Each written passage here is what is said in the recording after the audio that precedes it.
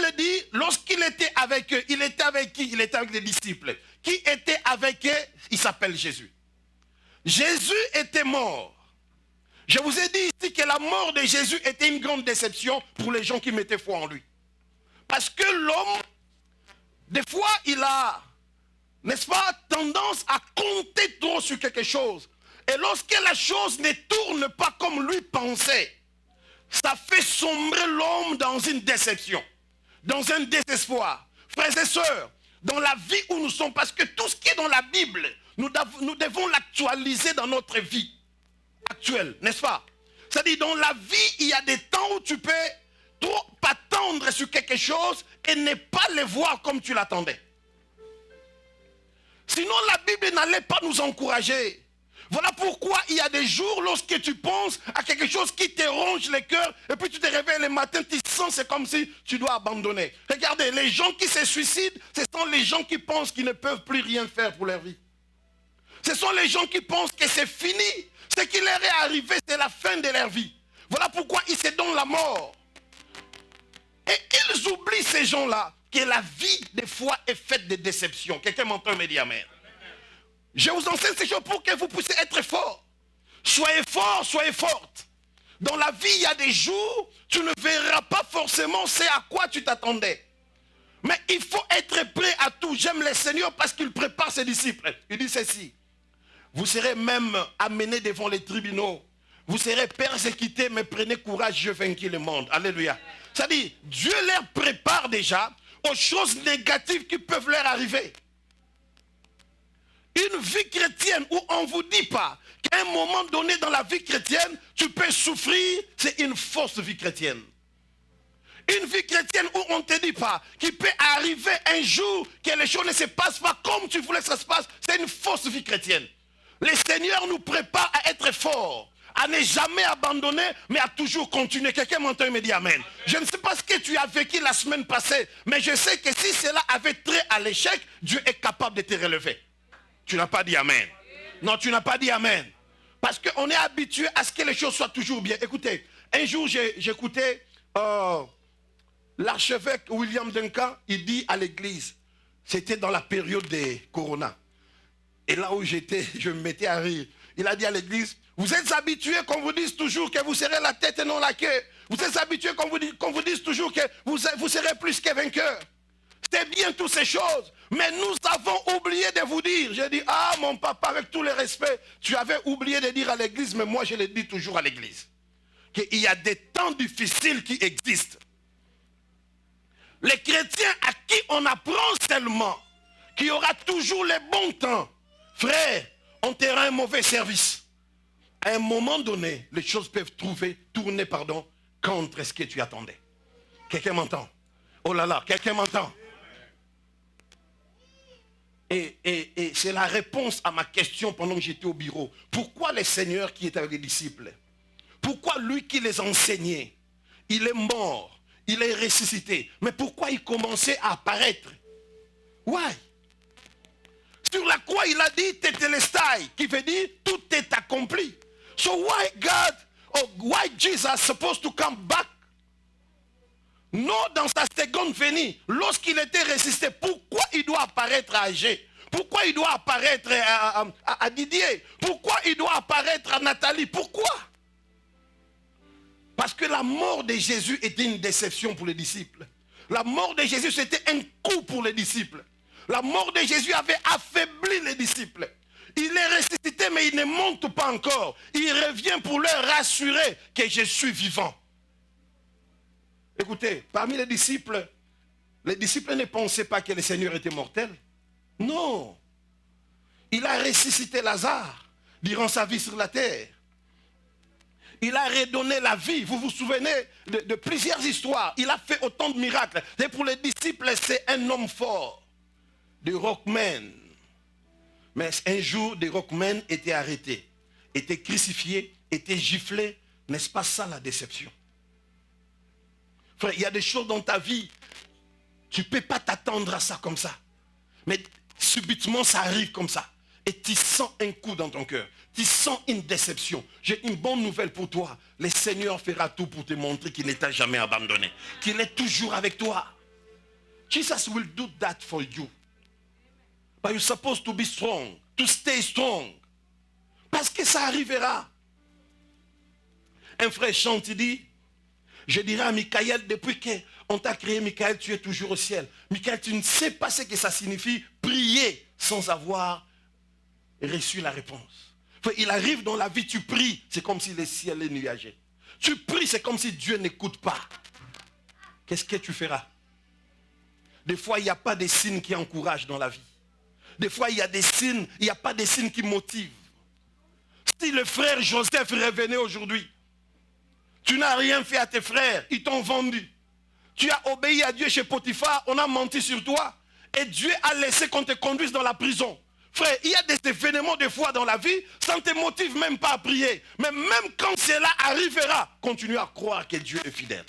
Oh, quelqu'un m'entend, il me dit Amen. Je vais motiver une personne parce que la vie, ce n'est pas ici à l'intérieur. La vie, c'est lorsque nous sortons de ces lieux. C'est lorsque nous sortons de ces lieux que nous allons affronter des choses. C'est lorsque nous sortons de ces lieux que nous avons des appels, que nous recevons des appels. Des fois, tu comptais tellement, tu avais dit, je suis en jeûne, en prière, cette semaine ou bien ce week-end pour recevoir ça le lundi. Mais le lundi, c'est une réponse contraire. Et là, tu seras seul. Le pasteur ne sera pas avec toi. Les sœurs ne seront pas avec toi. Tu seras seul. Mais qu'est-ce que tu feras? Alléluia. Amen. Vous savez ce que ça peut faire à un pasteur de voir un fidèle de l'église se suicider? Il va se poser la question, mais qu'est-ce que je n'ai pas prêché? Nous sommes dans un monde de coups. Nous sommes dans un monde de surprises, des fois désagréables. Nous sommes dans un monde des fois de déceptions. Je t'exhorte ce matin à demeurer ferme et à être fort. Amen. Il est revenu encore pour dire, Thomas, tu n'as pas crié, pourquoi? Thomas a dit, si je ne vois pas, si je ne touche pas, je ne croirai pas. Il dit, ok Thomas, je suis revenu pour toi. Approche et touche. Touche la plaie. L'homme, des fois, est brisé facilement. Surtout lorsque ce qui arrive, il ne s'attendait pas à ça. Il est brisé. Tu le verras. Vous ne voyez pas sur les statuts sur Facebook, sur WhatsApp, sur TikTok, il y a des gens qui se filment en train de pleurer. Il vient de recevoir un choc. Soit un choc dans une relation amoureuse. Soit, c'est-à-dire, il ne s'attendait pas. Il est brisé. Ça arrive dans la vie. Mais le Seigneur fera tout pour venir te rassurer que tu n'es pas seul. Ne mets pas fin à ta vie. Il est mort, il a dit tout est accompli, il est ressuscité. Mais papa, rentre au ciel. Il reste 40 années avec eux. Pourquoi? Pour les rassurer premièrement. Pour les rassurer qu'il ne les a pas abandonnés. Que l'histoire n'est pas finie. Que son histoire n'était pas finie. Lorsqu'une personne meurt, c'est fini, son histoire est finie. On peut beau pleurer aujourd'hui. Après un mois, nous oublions la personne. Après 2 ans, nous oublions la personne. Parmi nous ici, il y a des gens, les jours où sa maman était morte, la personne pensait que le monde s'était arrêté. Mais aujourd'hui, peut-être il ne parle même plus de sa maman. Et les disciples pensaient que bon, cette histoire avait commencé, bon, ça a pris fin. Mais le Seigneur est venu pour leur dire que l'histoire n'a pas pris fin. Les choses continuent encore. Quelqu'un m'entend, il me dit Amen. Je vais dire à une personne ce matin, tu penses que ce que tu vivais avec le Seigneur avait pris fin? Cela n'a pas encore pris fin. Les choses vont continuer par la grâce de Dieu. Tu penses que la saison, la bonne saison que tu vivais, cela a pris fin à un moment. Tu ne vis que dans des nostalgies. Mais je viens te rassurer que la chose n'a pas encore pris fin. Le Seigneur ramènera encore la bonne saison. Quelqu'un m'entend et il croit à ça, il dit Amen bien. Est-ce que tu peux dire à ton voisin, Dieu va ramener la bonne saison? Peut-être tu es là en train de pleurer. Tu ne crois plus à la bonne saison. Regardez les 2 disciples sur le chemin d'Emmaüs. Ils se disaient quoi? On pensait que ce serait lui. Vous sentez un sentiment de déception. On croirait que c'était lui qui délivrera Israël. Mais malheureusement, on l'a arrêté, on l'a tué. Et le Seigneur, il vient et dit, de qui parlez-vous? Tu es la seule personne ici qui ne connaît pas cette histoire. Regarde, c'est Jésus, à qui nous avons misé notre confiance. Nous avons cru que c'était lui. Mais à un moment donné, on l'a arrêté, on l'a crucifié. Et l'histoire est finie. Le Seigneur a dit, oh Seigneur, ces gens pensent que l'histoire est finie. Je vais dire à une personne, tu penses que ton histoire est finie. Non, ton histoire n'est pas encore finie. Non, quelqu'un m'entend, il me dit, amen bien. J'ai dit que ton histoire n'est pas encore finie. Lorsque Genèse parle de l'histoire de Joseph, à un moment donné, il y a tout un chapitre où on ne fait plus allusion à la vie de Joseph. Mais après l'autre chapitre revient encore, où on parle encore de Joseph. Tu peux traverser un temps où tu penses qu'on ne fait plus allusion à ta vie. La bonne saison n'existe plus. Mais je vais t'informer et te rassurer. Dieu ne t'a pas oublié. Il ramènera la bonne saison. Parce que nous sommes dans un temps difficile. Nous sommes dans un temps où ce n'est pas facile de tenir en ces temps ici. Il faut être vertébré et il faut croire au Seigneur. Il faut avoir une foi et une foi inébranlable pour tenir au temps où nous sommes. Ce sont des temps compliqués. Avec tout ce qui existe, ce n'est pas facile de tenir. Avec ce que nous voyons sur le net, ce que nous voyons sur YouTube, ce qu'on nous dit, avec les coachs, les influenceurs et tout ce que vous connaissez, ce n'est pas aujourd'hui facile. Même pour nos sœurs de vivre dans les mariages. Parce qu'on leur dit que le mariage n'est rien. Tu es boss lady, va chercher ton argent, fais ta vie et tout. Nous sommes dans un temps un peu compliqué. Sauf que la Bible dit qu'il n'y a rien de nouveau sous le soleil. Ce temps ici a déjà existé aussi. Mais l'église restera l'église, Jésus-Christ restera Jésus-Christ et rien ne changera l'évangile pur du Seigneur. Je pensais que tu allais bien dire amen à ça. La bonne saison reviendra. Je sais que des fois tu regardes tes photos, tu te dis, si ça pouvait revenir, le Seigneur est capable de le faire revenir. Il est mort, il a dit tout est accompli. Mais quand il est ressuscité, il revient pour rassurer ses disciples que je ne vous ai pas laissé. L'histoire n'est pas finie. Ton histoire n'est pas finie. L'histoire que tu vivais n'est pas finie. Les bonnes choses que tu vivais n'est pas encore finies. Le Seigneur est capable de te les ramener parce qu'il a mieux que tout ce que nous avons perdu. Pourquoi il ne les a pas restés? La deuxième des choses, ou la deuxième raison, c'est pour leur enseigner sur le royaume. La Bible dit, il est resté 40 jours avec eux, leur enseignant sur le royaume des dieux. Jésus, tu joues à quoi? Tu étais 3 ans avec eux. Tu les as enseignés. Tu les as parlé. Tu ne les as rien caché. Shepherd, I think it's your microphone.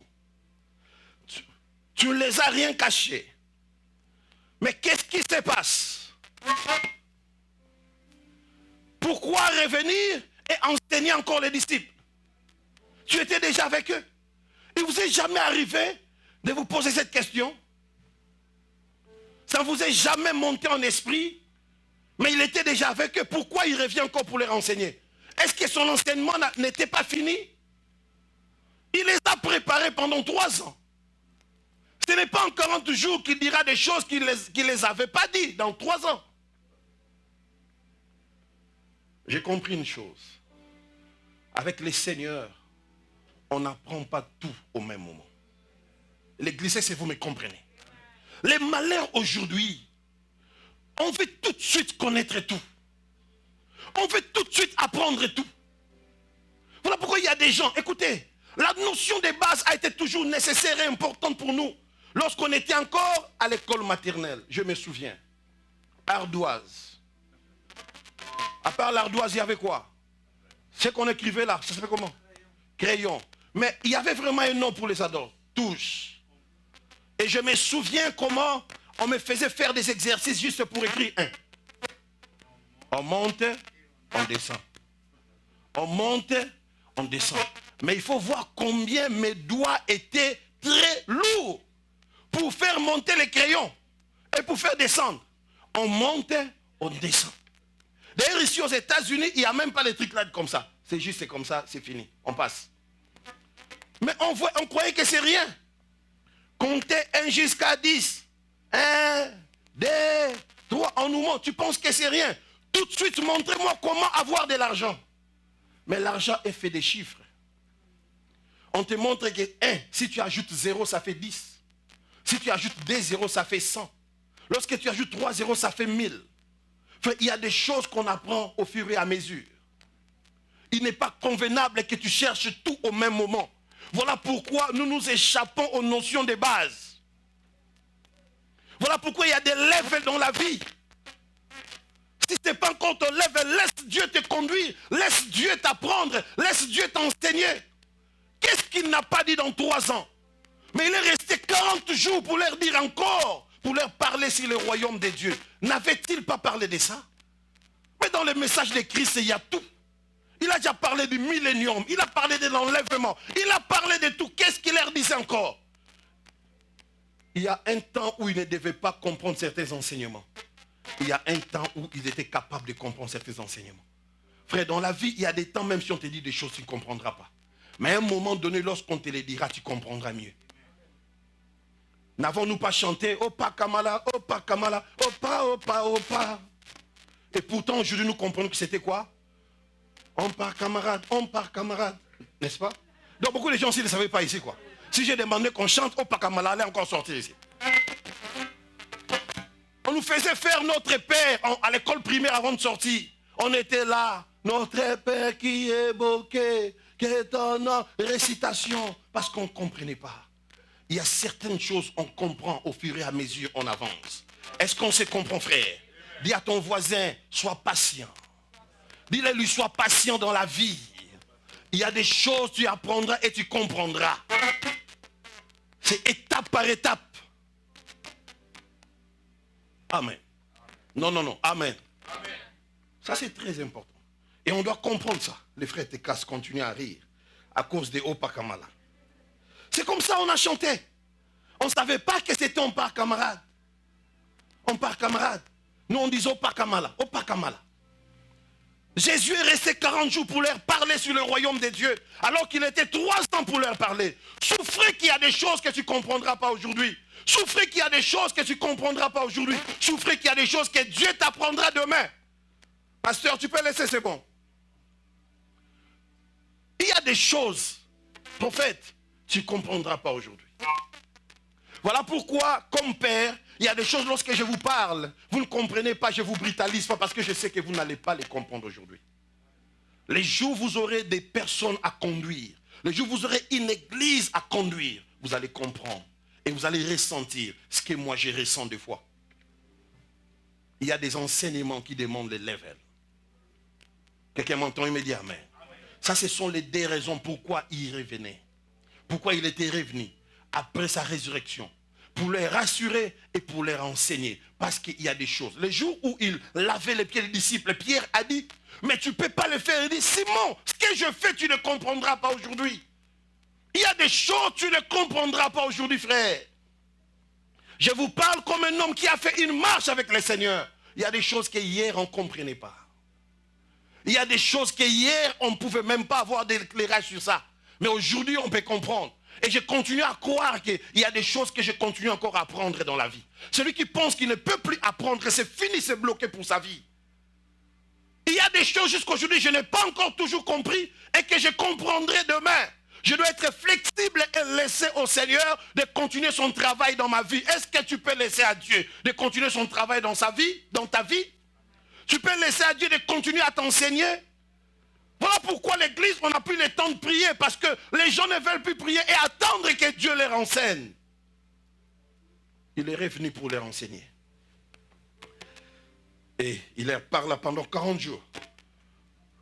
40 jours, il leur parle sur le royaume de Dieu. Il leur dit des choses. D'autres commentateurs disent ceci, que ces choses-là qu'il leur avait dit, c'est ce que les apôtres ont appliqué dans les épîtres.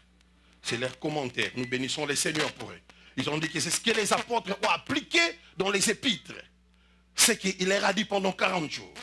Mais ce que moi je retiens, il leur a encore dit. On ne cessera jamais d'apprendre avec le Seigneur. Oh, quelqu'un m'entend immédiatement. J'ai dit, on ne cessera jamais d'apprendre avec le Seigneur. Be flexible. Open your mind. Ainsi que ton cœur. Et laisse Dieu te parler. Laisse Dieu t'enseigner. Tu verras qu'il y a des choses qu'il va t'enseigner. Vous savez, un type comme David, il dit qu'il a découvert une science qui était au-delà de sa connaissance. C'est-à-dire, à un moment donné, nous avons une connaissance. À un moment donné, nous accédons à une autre connaissance. Pourquoi? Parce que c'est comme le Congo. Beaucoup de gens ici, on leur donne les micros ici. Ils vont parler. Vous savez, au Congo là, les dirigeants sont mauvais, ils peuvent faire ça. Parce que à ton niveau là, tu n'as pas encore la connaissance du Congo. Tu parles de tout ce que tu vois être balancé sur YouTube. C'est comme les gens parlent au pasteur. Pasteur Moubimba, parce qu'il n'a même pas la connaissance de la sacrificature. Voilà pourquoi dans la vie, à un moment donné, si tu veux parler de quelque chose, essaye d'apprendre la chose. Je parle à l'église? Oh là là, est-ce que je parle à l'église? Écoutez, ça c'est l'histoire de Jésus, hein, mais nous l'actualisons aujourd'hui pour le comprendre. Il y a des gens qui parlent trop avant d'accéder à un poste. Mais lorsqu'il arrive là-bas, on lui apprend maintenant les choses. Il comprend qu'il n'était pas prêt pour assumer ça. Prends ton temps d'être enseigné par Dieu. Parce qu'il y a des grandes choses qui t'attendent demain. Ouh, tu n'as pas dit amen. Parce que quand je dis prends le temps d'être enseigné par Dieu, les gens pensent que c'est on va leur enseigner Matthieu, Marc, Luc, Jean. J'ai dit, il y a des choses dans la vie, dans l'avenir qui t'attendent, alors prends le temps d'être enseigné par Dieu, même concernant les choses de la vie. Il va t'apprendre beaucoup de choses. Et vous savez l'enseignement de Dieu, comment ça se passe? Par la prédication, par les événements, par des situations qui peuvent arriver. Ça peut être un enseignement pour te rendre meilleur demain. Voilà pourquoi si tu brilles ici dans cette église, un jour tu te donnes la mort, frère, je ne vais pas pleurer dans ton deuil. Parce que je vous dis toujours ces choses. Même quand ça devient plus dur, dis-toi, les jours s'élèvera. Je passe. Alors il était là en train de parler avec eux. Il leur a promis, il leur a dit de ne pas s'éloigner. Il leur a dit de rester à Jérusalem. Dans les dimanches prochains, nous allons célébrer la Pentecôte, c'est ça? Voilà. Il est resté 40 jours et puis la Pentecôte, c'est les 5. C'est le dimanche prochain. Ok. Il était là avec eux. Il leur a promis que rester sur place, le Saint-Esprit viendra et tout. À un moment donné, ok.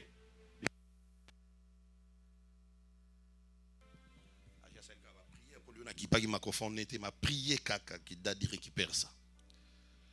Frères et sœurs, je disais ceci. Après avoir parlé avec eux, il a parlé avec eux. Après, il leur dit, ne vous éloignez pas, attendez ce que le Père avait promis, c'est-à-dire le Saint-Esprit. La Bible dit, il leur bénissait. Pendant qu'il leur bénissait, il fit élever. Parce que l'ascension, c'est la montée vers les ciels. Mais cet événement me fait du bien.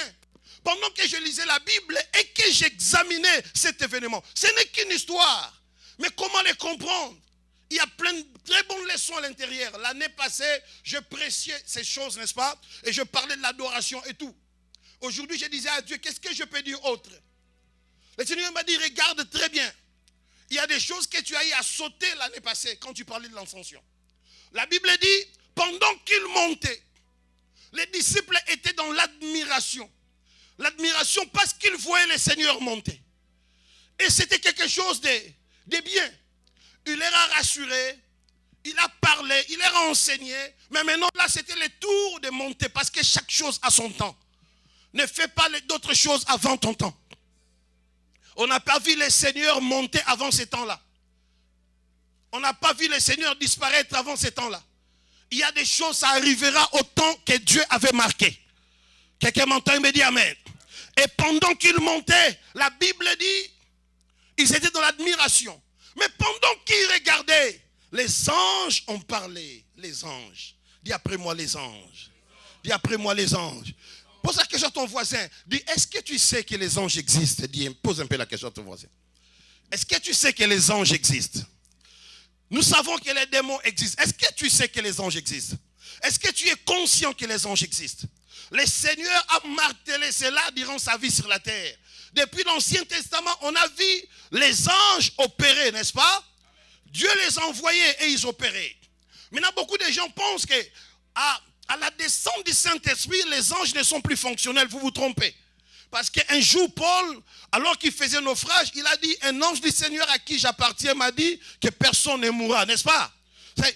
Un jour qu'on avait arrêté les apôtres, l'église priait et Dieu a libéré un ange qui était venu pour libérer les apôtres. Les anges existent jusqu'à aujourd'hui. Et je prie que les anges de Dieu t'accompagnent toujours selon la parole du Seigneur. Quelqu'un m'entend, il me dit amen bien. C'est lorsque tu réalises ça, il y a des peurs dans la vie que tu mets de côté. Parce que nous ne les voyons pas. Parce qu'ils sont invisibles. Et voilà pourquoi nous ne croyons pas. Mais je te dis qu'ils existent.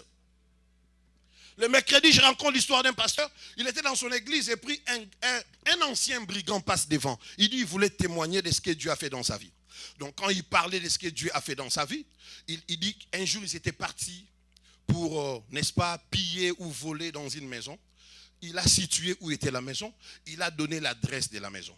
L'église était tranquille en train de suivre les témoignages. Donc les gars disent, pendant qu'ils venaient, ils étaient beaucoup. Quand ils sont arrivés, ils ont trouvé 3 grandes personnes, c'était des géants, devant cette maison-là.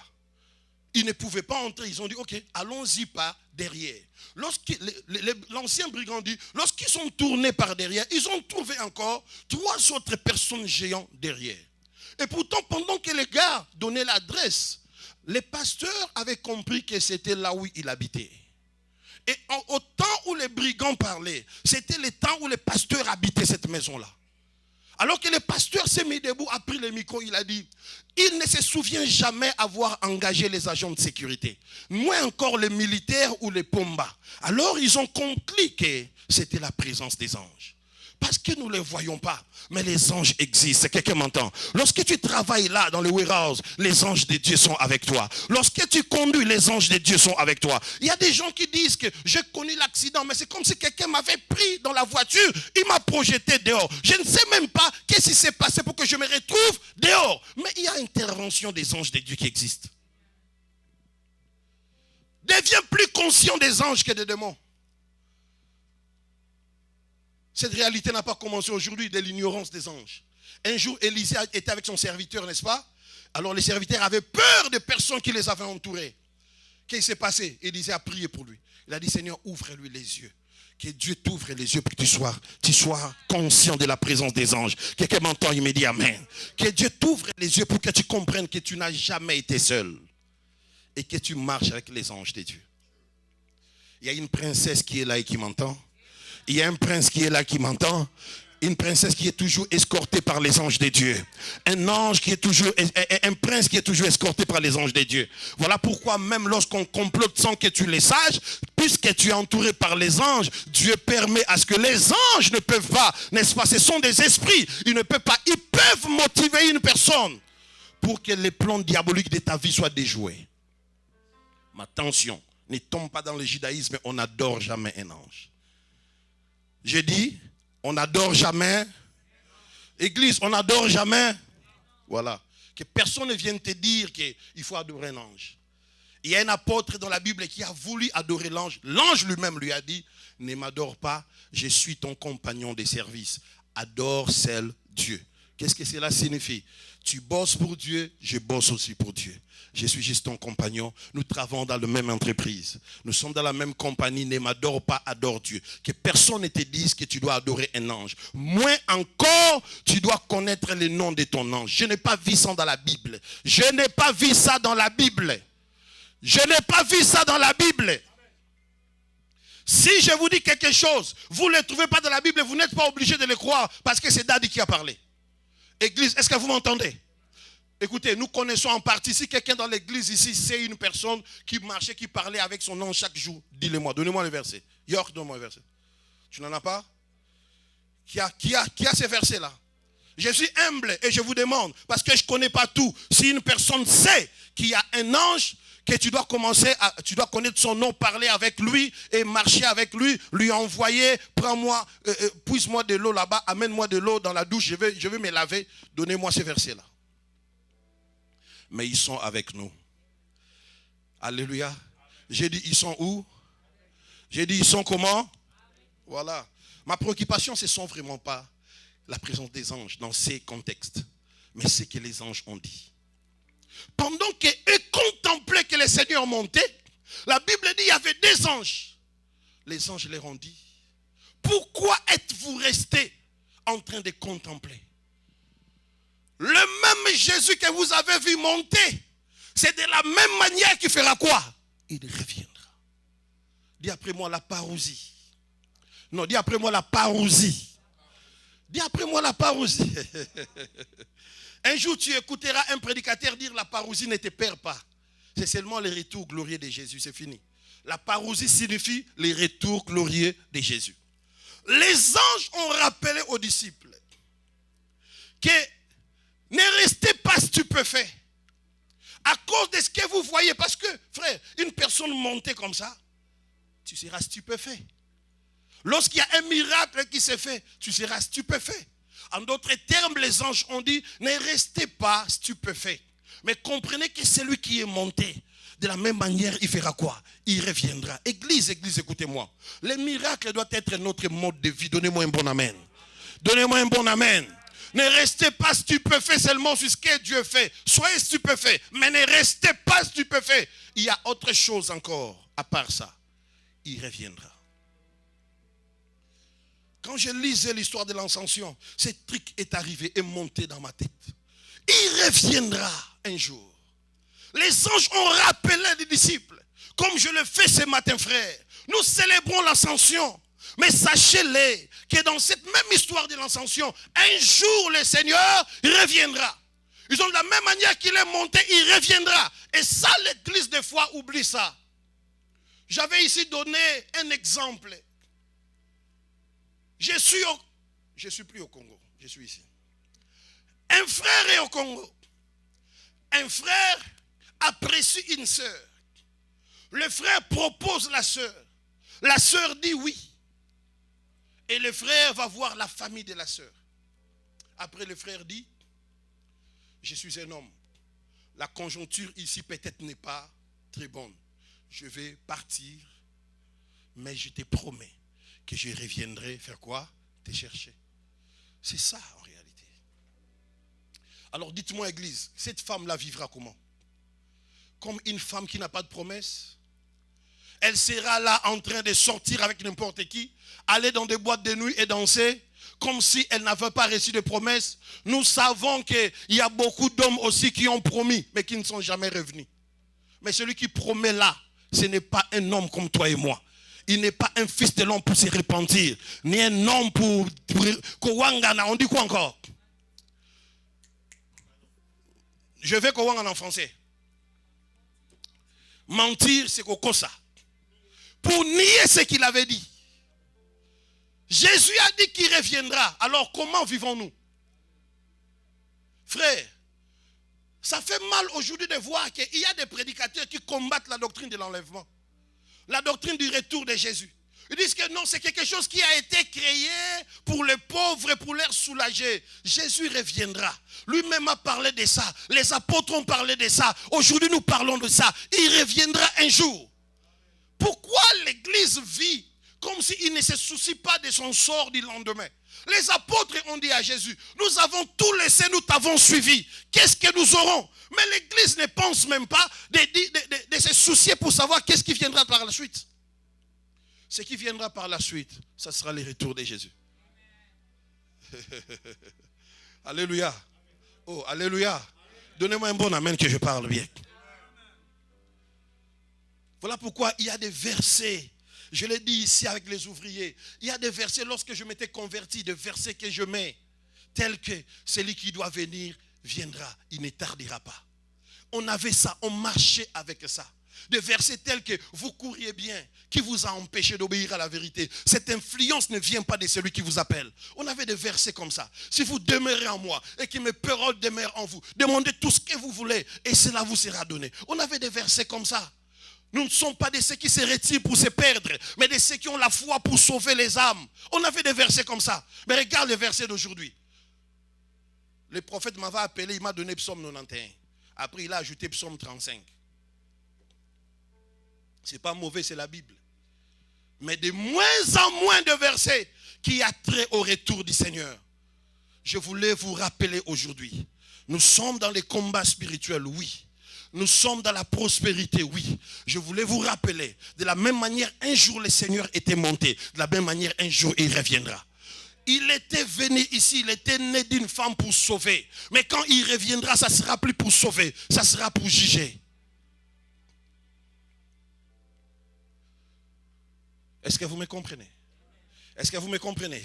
Pendant qu'ils montaient, les anges ont dit, écoutez, vous disciples, de la même manière vous l'avez vu monter, de la même manière vous le verrez descendre. Il reviendra un jour. Et il a donné des signes. Les signes, il y en a partout. La Bible dit, lui-même il avait dit que la bonne nouvelle doit être prêchée partout dans le monde. Alors viendra la fin. Aujourd'hui on prêche partout. Il y a des gens qui disent, on commence à prêcher dans des radios, dans des télés, sur Facebook. Mais laissez ça, c'est la prophétie. J'écoutais un gars qui disait, mais ces gens ici nous fatiguent. Tu ouvres telle page, on prêche. Tu ouvres telle page, on prêche. On prêche, on prêche, on prêche. Oui, c'est parmi les signes du temps de la fin. L'évangile doit être annoncé partout. Même dans des coins où on ne prêchait pas Jésus hier. Aujourd'hui, on commence à prêcher Jésus. Même dans des pays où ce n'était pas toléré. Mais aujourd'hui, l'évangile commence à entrer. C'est l'un des signes de son retour, de son avènement. L'apôtre Paul, il parle à l'église de Thessalonique. Il dit, en ce qui concerne les jours de son avènement, ce n'est pas de l'utopie, ce n'est pas du mensonge. C'est vrai, un jour il reviendra. Là, l'église ne dit pas amen. Et moi, je fais que mon travail. À part ça, à part la propagation de l'évangile, c'est quoi? L'apparition de faux prophètes. Aujourd'hui, n'y a-t-il pas de faux prophètes? N'y a-t-il pas de faux prophètes? Les gens qui achètent des médicaments dans des pharmacies pour faire sortir la fumée, pour t'effrayer. N'y a-t-il pas de faux prophètes aujourd'hui, de faux docteurs qui prêchent autre chose que ce que le Seigneur avait prêché? Ne sont-ils pas là aujourd'hui? C'est parmi les signes. La séduction. N'est-ce pas qu'aujourd'hui il y a la séduction? La séduction dans l'évangile, la séduction dans les pseudo-miracles, la séduction dans, voilà, dans tout. Un jour il reviendra. Soon and very soon, we are going to see the King. Soon and very soon, we are going to see the Lord. Soon and very soon, we are going to see the King. Hallelujah, hallelujah. We are going to see the King. Un jour il reviendra. À part les faux prophètes, il y a encore quoi? Les guerres, n'est-ce pas? Hein? S'attendez. À part ça, il y a aussi l'apostasie. L'apostasie, c'est l'abandon de la foi. Aujourd'hui, de plus en plus, les gens abandonnent la foi parce qu'ils mélangent le Seigneur avec d'autres pratiques. De plus en plus, les gens n'ont plus foi en Dieu. Puisque ça traîne, alors choisissons les chemins courts. Jésus n'avait pas choisi les chemins courts. Le diable lui avait dit, si tu te prosternes, je te donne le royaume. Il a dit non. Je préfère les chemins longs. Pour qu'à la fin qu'on dise, c'est pour cela que Dieu l'a aussi souverainement élevé, lui a donné le nom qui est au-dessus de tous les noms. Aujourd'hui, combien de sœurs ont choisi les chemins courts? On doit déféquer sur eux pour qu'ils gagnent 20 000 $. Les chemins courts. On doit faire toutes sortes d'animosités pour recevoir 10 000 $. Les chemins courts. Frère, à Kinshasa, on nous a proposé. On nous a montré d'autres amis qui roulaient déjà en Mercedes. Mais on avait dit non. Nous préférons servir les seigneurs comme ça. Aujourd'hui, on ne peut pas se vanter. Mais quand on sort, on peut trouver ce qui est à nous sur le parking. N'est-ce pas? Pas une voiture. Pas deux. Il y a des choses qui viendront avec le temps. Mais les gens ont préféré l'apostasie, l'abandon de la foi. Ils abandonnent la foi parce que ça traîne. Ils abandonnent la foi parce que. Et on propose, il y a des propositions aujourd'hui. Les anges ont dit, vous l'avez vu monter, écoutez, il reviendra de la même manière. Église, je voulais vous rappeler qu'il reviendra. Que la célébration de l'Ascension te fasse aussi penser qu'un jour, il reviendra. J'aime quand vous dites amen comme ça. Parce que des messages comme ça, on ne dit plus jamais amen et on l'entend plus souvent. Aujourd'hui, c'est les 10 points comment maximiser pour réussir. Les 15 points. C'est bien aussi ça. Mais il faut qu'il y ait équilibre. Il faut qu'il y ait la balance. Nous prêchons ça, nous prêchons aussi ça. Parce que l'agneau doit être mangé dans son entièreté. On dit amen. On dit amen bien.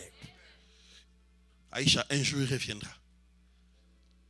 Un jour il reviendra. Et à part l'apostasie, c'est le mystère de l'iniquité. La Bible dit le mystère de l'iniquité agit déjà. Il faut seulement que celui qui les retient ait disparu. Alors paraîtra qui? L'impie. Vous n'avez jamais lu ça? Donc on aura un séminaire pour parler alors de ces choses ici, avant l'enlèvement. On doit parler sur la parousie, les retours glorieux de Jésus. L'église doit connaître ça et connaître les signes avant-coureurs. Qu'est-ce qui doit arriver avant? Ça fait mal lorsqu'on voit l'apostasie aujourd'hui. Vitesse et Internet. Kilelo pekotinakati. Na kilelo, na vitesse. On a oublié et on commence à vivre comme une femme sans promesse. Église, tu n'es pas libre. Tu es la femme d'une personne. La personne avait payé pour toi. Et il a promis qu'il reviendra un jour te prendre pour habiter avec lui. Comment tu vis comme si tu n'as pas de promesse? Vous imaginez que vous laissez une femme au Congo et puis on vous appelle chaque fois qu'on a trouvé votre femme dans la boîte avec ceci. On l'a trouvée là-bas. Tu seras content là où tu es. Et pourtant ici tu te bats, tu fais le overtime. You save your money just for her. iPhone 12 Pro Max 13. Tu pars même t'endetter, payer monthly. Just pour que Azala quand même n'accès à TikTok. Na Snap et tout, qu'elle soit quand même à l'aise. Mais après on te dit qu'elle est ici, qu'elle est là-bas. C'est ce que l'église fait. Et pourtant, on nous a promis de venir nous chercher. Il a dit s'il n'y avait pas de place, je ne vous l'aurais pas promis. Aujourd'hui, le monde est rempli des aventuriers, des vrais fakwa. Personne qui prétend être celui qu'il n'est même pas. Il vous trompe, je suis ceci. En tout cas, les escrocs ne sont pas bêtes, ils sont intelligents. Ils peuvent vous louer une très belle voiture. Parce que ici, si tu pars prendre quelque chose et que après tu trouves que ce n'est pas bon, tu peux rentrer, n'est-ce pas? Il y a toujours garantie. Et là, toi, tu es paniqué. Tu es totalement KO. Et pourtant, tu as une promesse. Le même Seigneur que vous avez vu monter, c'est le même qui fera quoi? Il reviendra. Il reviendra pour juger le monde. Il reviendra. Ne l'oubliez jamais. Je vais finir en disant une chose. Il est monté pour nous préparer une place. Il a dit, je m'en vais vers mon Père qui est aussi votre Père. Et dans la maison de mon Père, il y a plusieurs demeures. Il dit, je m'en vais vous préparer une place pour que là où je serai, que vous y soyez aussi. C'est ça l'enlèvement. Un jour, tu ne monteras pas avec ton mari que tu aimes tant. Tu ne monteras pas avec ta femme. Encore lorsqu'il s'agit du salut, même mon épouse, je lui dis, bats-toi, travaille pour ton salut, pour le salut de ton âme. Tu ne te présenteras pas devant le Seigneur, j'ai été l'épouse de l'apôtre, et puis tu as enlevé. Jamais. Voilà pourquoi il y a des choses, si ça doit te retenir pour que tu ne montes pas, tu dois lâcher ça. Moi, je ne te dis pas aller divorcer. Hein. On est dans le belagi, on est dans le petite. Alléluia. Alléluia. So, il me reste 8 minutes, donc je dois finir. Il est monté aussi. Ça me fait du bien. Quand il est monté, il est allé s'asseoir à la droite du Père. Et la Bible dit, il n'est pas assis pour se reposer. Yayo fandi poto pe mate. Yayo fandi poto pe mateo. Kasio fandi poto kokisa nyonso. Après avoir tout accompli sur la croix. Ozui kombo kolekaba kombo nyonso. Ozui ngwende kolekaba ngwende nyonso. Donnez-moi ça. Nabotama nakuta yo nzambe na nakoleka yotikala. Abraham abotama akuta yo. Il n'est pas monté pour se reposer. La Bible dit, on doit lire ça. Romains 8, 34. Romains 8, 34. Romains 8, 34. On doit lire ça. Romains 8, 34. On va comprendre pourquoi il était monté. Et pourquoi on doit célébrer son ascension? Romains 8, 34. La Bible dit quoi? Non, commençons au verset 33. J'aime. Vous y êtes? Romains 8, 33 à 34, n'est-ce pas? La Bible dit, à qui sera les élus de Dieu? Y a-t-il un élu de Dieu ce matin ici? Est-ce que nous sommes dans l'assemblée des élus de Dieu? Voilà. On dit, à qui sera les élus de Dieu? Pourquoi on dit ça? Parce que la Bible nous montre qu'il y a un accusateur qu'on appelait l'accusateur de nos frères. Vous le connaissez? Il s'appelait qui? C'est qui? C'est Satan, c'est le diable. Le diable qui veut dire comment?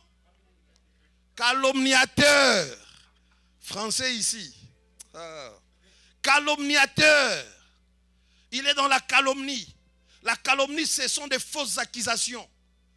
Celui-là, il avait un jour accusé, c'est qui? Zacharie ou quelqu'un de l'Ancien Testament comme ça. Il a accusé Josué devant Dieu. Il a accusé qui encore? Comment? Job. Lui, il accuse toujours. Quand tu pêches, il va, Dieu. Non, je vis les papatos, mais Satan est un grand maître des papatos. C'est un grand maître, un songi. Tu vois, que tu es là, quand tu pêches, lui-même, il part dire à Dieu. C'est lui qui te dit, pêche. C'est lui qui t'envoie. Regarde, tu ne vois pas? Vas-y. Aussi longtemps que tu pêches. Voilà pourquoi on l'appelle les malins. Quand c'est moi tu pêches, lui il court vers Dieu.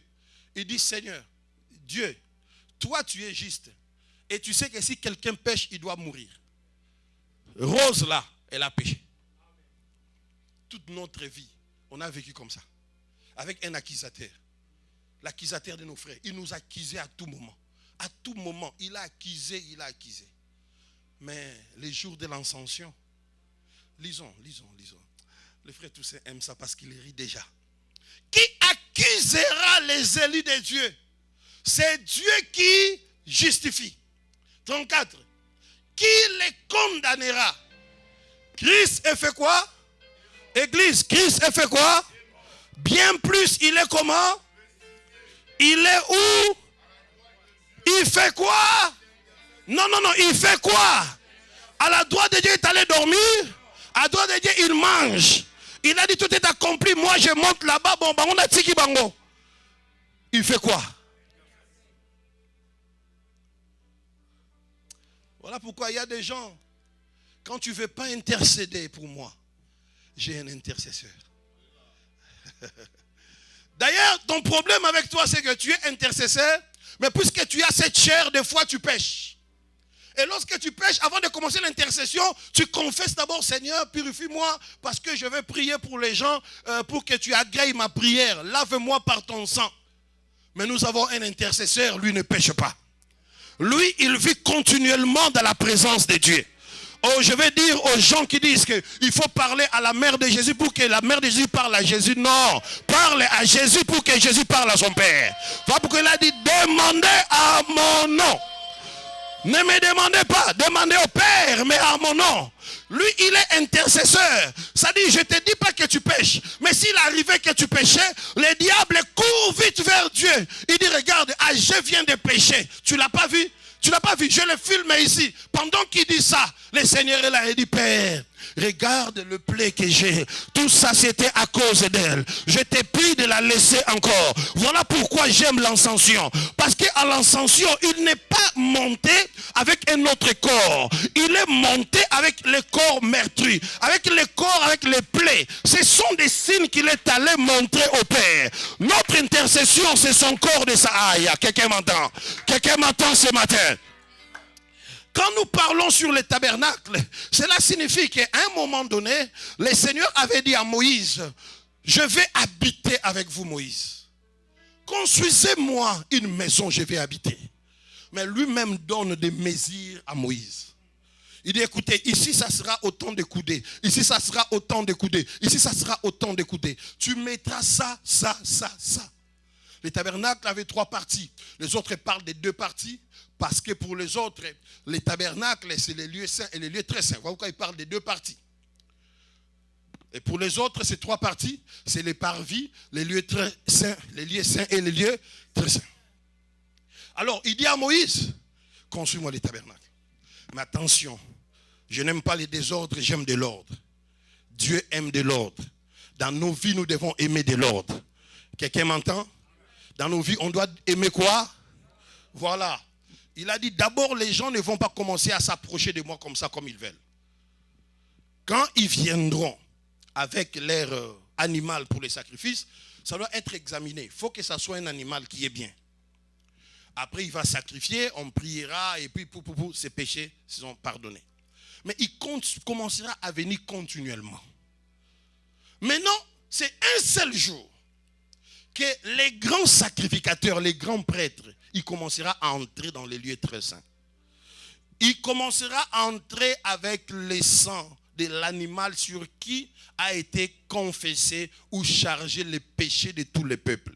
Donc il y avait un animal qui était pour le péché individuel et l'animal qui était pour le péché de tous les peuples, mais une seule fois.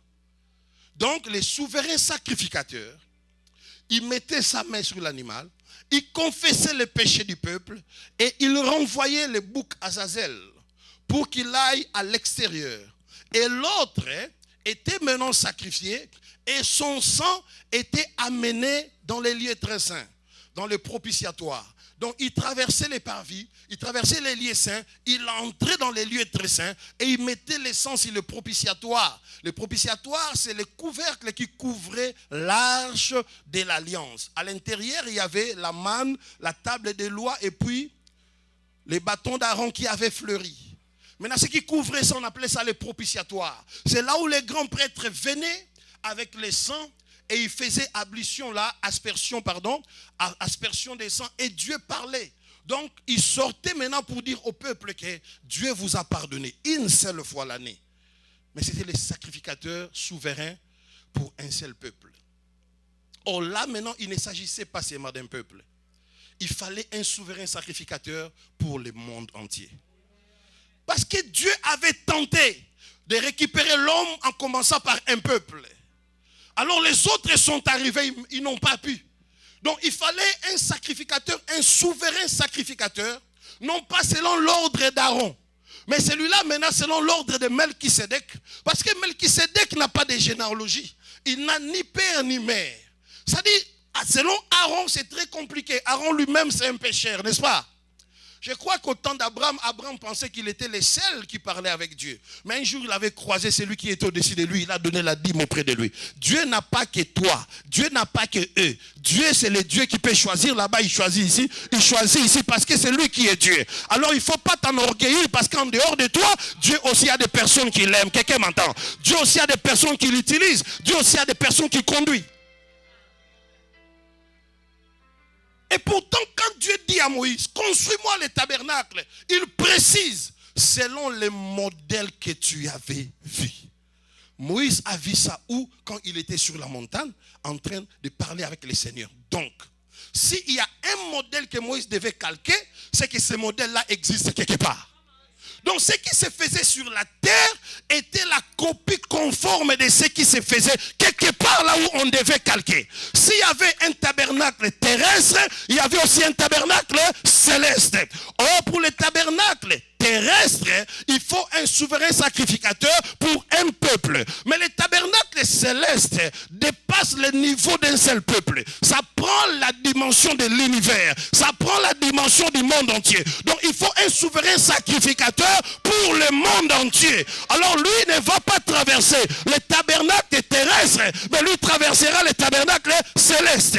Or dans le tabernacle terrestre, tu ne peux pas aller sans le sang. Tu dois aller avec le sang pour que cela serve de témoignage que l'animal a été tué. Voilà pourquoi lui maintenant, comme étant le souverain sacrificateur du tabernacle céleste, les grands prêtres montaient, lorsqu'ils montaient avec son corps, il montait à son corps là qu'on avait crucifié, il a porté ça vers le Père. Il a traversé les parvis, il a traversé les lieux saints, il a traversé les lieux très saints. Il est allé devant le Père, il a dit, Père, moi Christ, je suis un esprit, mais tu m'avais donné un corps. Ce corps-là devait être sacrifié. Donc je t'apporte le corps sacrifié, le corps qui avait saigné. Et quand le Père voit le corps, quand le Père voit les sangs, le corps qui avait saigné, il accorde le pardon.